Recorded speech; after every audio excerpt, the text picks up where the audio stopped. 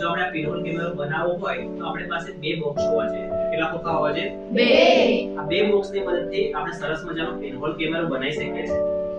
આ પિનહોલ કેમેરાની મદદથી આપણે આપણી પાસે જે મીણબત્તી છે એની જ્યોતને પણ જોઈ શકીએ છીએ. સાથે સાથે આ પિનહોલ કેમેરાની અંદરથી જ્યારે આપણે જ્યોતને જોઈએ છે ત્યારે તમે લોકોએ કમ્પ્લીટલી જોયું છે.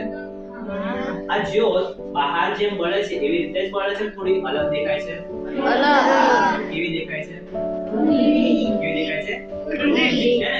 તો જ્યારે આપણે બહાર જે ચતી જ્યોત છે, એકદમ સીધી જ્યોત છે, એને જ્યારે આપણે પિનહોલ કેમેરાની મદદથી જોઈએ છે તો ઊંધું દેખાય છે. કેવું દેખાય છે બેટા?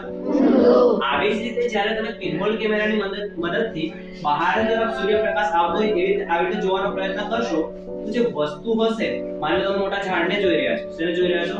ઝાડને. એ ઝાડ પણ ઉલટું દેખાશે. શું દેખાશે? પ્રકાશમાં ઉભેલો કોઈ વ્યક્તિ જેને તમે પિનહોલ કેમેરાની મદદથી જોવાનો પ્રયત્ન કરો છો ત્યારે વ્યક્તિ પણ ઉલટો દેખાશે. કેવો દેખાશે? ઉલટો.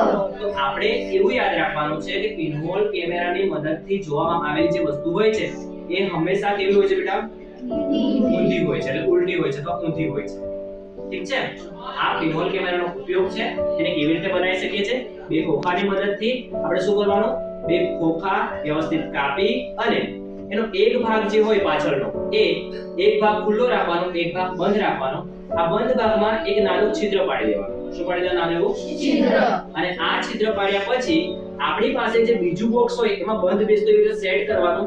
એના ઉપર એક સરસ મજાનું પાતળું પેપર લગાડવાનું. કેવું પેપર લગાડવાનું બેટા? પાતળું. પાતળું પેપર લગાડી અને આ પેપર વાળું જે બોક્સ છે એ મોટા બોક્સની અંદર નાખવાનું. એટલે એ આપણો પિનહોલ કેમેરો રેડી થઈ જાય. કેવો થઈ જાય? રેડી. અને એના પછી આપણે કોઈ પણ વસ્તુ જે બહારની જે વસ્તુ હોય એ આ પિનહોલ કેમેરાની અંદર સરસ રીતે જોઈ શકીએ. છે. સમજ પડી જાય? હા. રેડી? હા. ઓકે.